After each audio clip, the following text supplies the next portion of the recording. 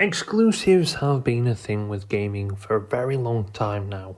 And if it wasn't for not having exclusives, I think a lot of consoles probably wouldn't have sold as well as they did. Now, PlayStation and Sony really have been holding on to exclusives for a very long time now. In fact, that's probably one of the many reasons why people have bought a PlayStation is because of the exclusives. Now, of course, Sony have been slowly drip feeding PlayStation games onto the PC. And Xbox has done the same thing, except they've got a little bit of a controversy over how they have. Now, Xbox haven't been doing well for quite some time now, and I think that's why they started to realise it would probably be more beneficial for us just to release our games on all platforms and make as much money as possible rather than singling out one platform.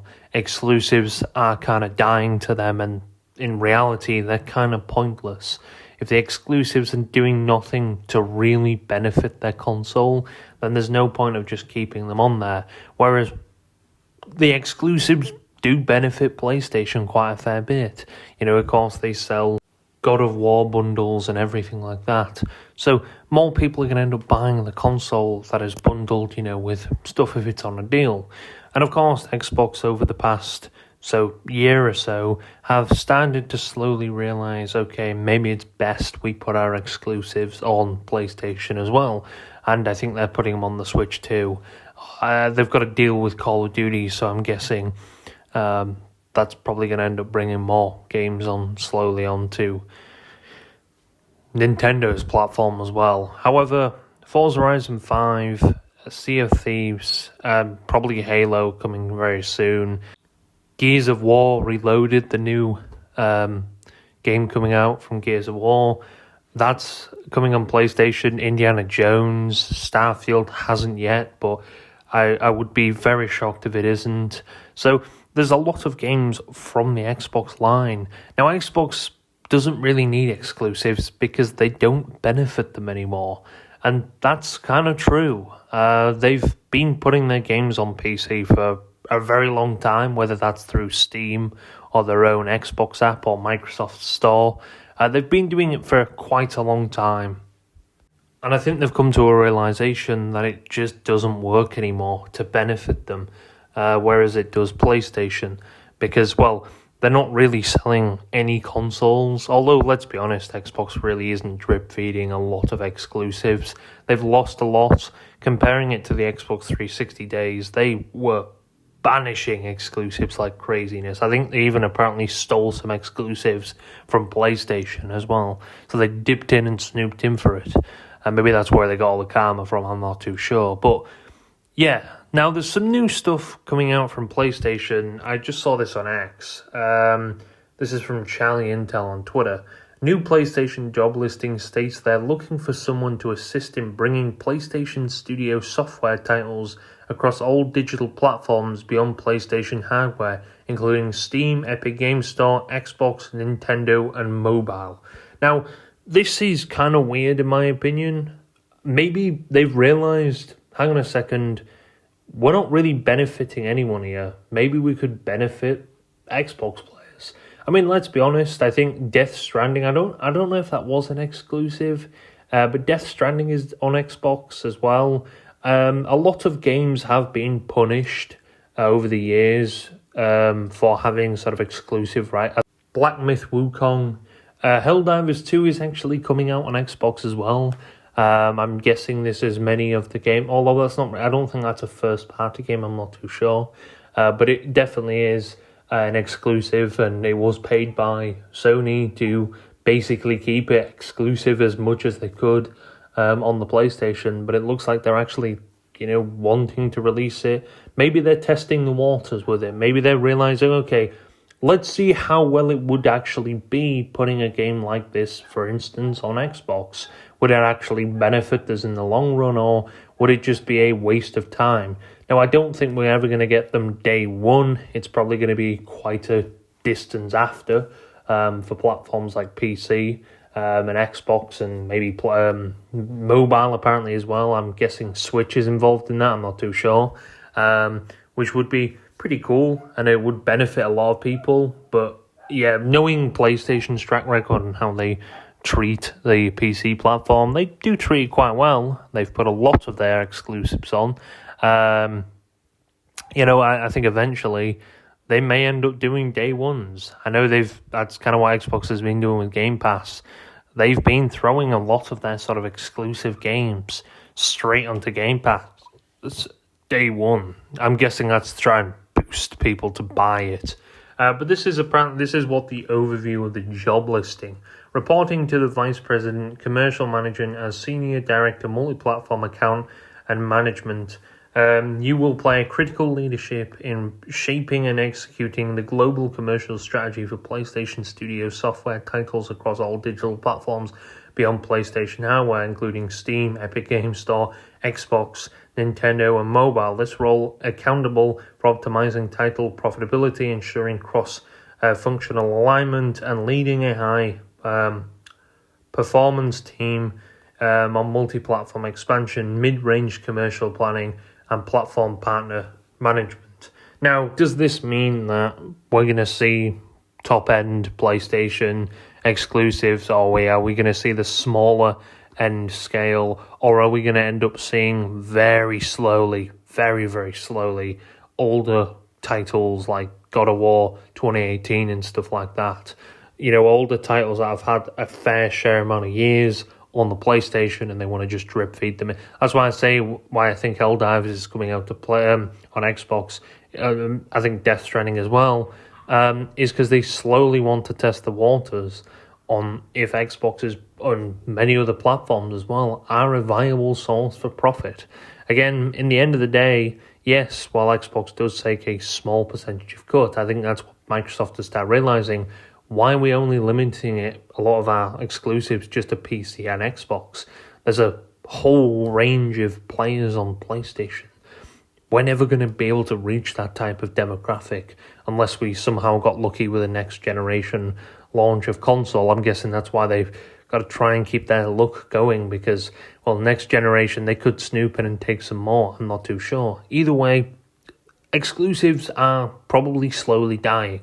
They're not needed as much anymore, although I'm sure there will be still exclusives, especially on the PlayStation side of things, because, I think it would still benefit them, but I'm guessing these type of exclusives are going to be launched very slowly, maybe a few years after. I don't think these are going to ever be day one unless you got really lucky on that side of things, but I don't think we're going to ever see, God of War or whatever, or a Spider-Man game drop day one on Xbox and Switch and stuff like that on PC. Although that would be a very cool thing to do, and I think it would probably bring them a fair bit more profit in. But of course, I'm not too sure if they're really wanting to go that route. I think that might actually do a lot of damage to the PlayStation brand, because PlayStation in reality are kind of known as the exclusive brand. They are known to be quite stingy when it comes to exclusives. They were actually the company who was actually against cross-platform, and I think they apparently blocked that with Fortnite. I think eventually they realized, okay, that probably isn't a good thing to block it. Let's just still keep it on. But yeah, they blocked that shit. They were kind of against it. They complained about it. They said, we don't like it. I guess they gave in because they realized, okay, maybe we could get a lawsuit by doing this, or it might actually benefit us in the long run if we actually see how it goes. And of course, cross-platform has become a standard in many games these days, and actually a lot of people enjoy it. It brings player bases together, makes the games a lot more active, and just all round is pretty good. And of course, the future of PlayStation. Let's see how this goes. I didn't expect this to happen on Sony's part. I didn't really expect it to happen on Xbox's part in a way. I kind of expect, okay, Sea of Thieves and stuff like that. That's been out a very long, I think since 2018 or so, on Xbox. It's been out for quite a while. It's not really a major exclusive in the Xbox lineup, but something like Forza, that's pretty major. That's quite a major exclusive for Xbox, and it's just a bit weird seeing it on PlayStation. And it's going to be weird seeing Spider-Man, although Spider-Man actually was on Xbox on the 360. It's going to be weird seeing God of War. It's going to be weird as well playing Helldivers on the Xbox. And that comes in August. So we'll have to see how things go. Maybe they, again, like I said, they're testing the waters with Helldivers, seeing how far Helldivers will take them and how well it will actually do.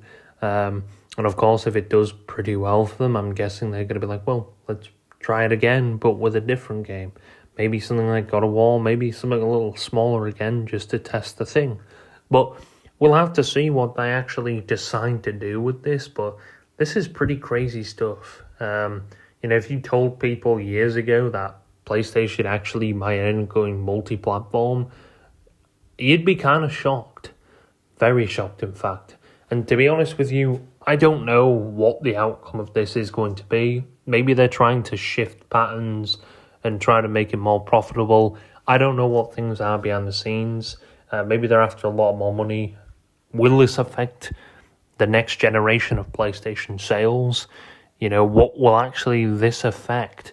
Will this affect exclusive things? I know some games still, I think PlayStation still has exclusive rights with Rockstar Games and stuff like that for GTA. Will they be gone?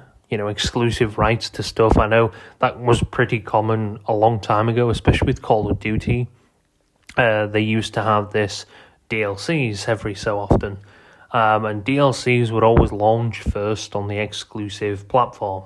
Xbox had it for a few years, and then it went straight to PlayStation after that. So PlayStation would get an entire month early access to that DLC before anyone like PlayStation, Xbox or PC were able to have it. And of course, that benefited a lot of people who wanted to play that game on that platform, so that probably helped boost it as well. But I don't know what their outcome is, because Sony is pretty greedy when it comes to exclusives. They've been pretty greedy for a while. Maybe they've got a change of thought. Maybe they realised, well, if Xbox is doing it, this thing must be bringing a fair amount of profit in for them. Maybe they've actually seen how well it's done on PlayStation. They've realised, well, it's been on the charts for quite some time and it's done well for them.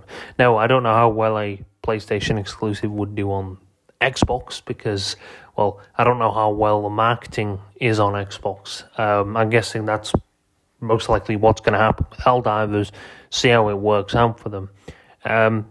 Games do get popular on Xbox. There are quite a few games. There was a Hold Fast Nations of War that just launched on Xbox and PlayStation, and it's doing pretty well on all platforms in a way.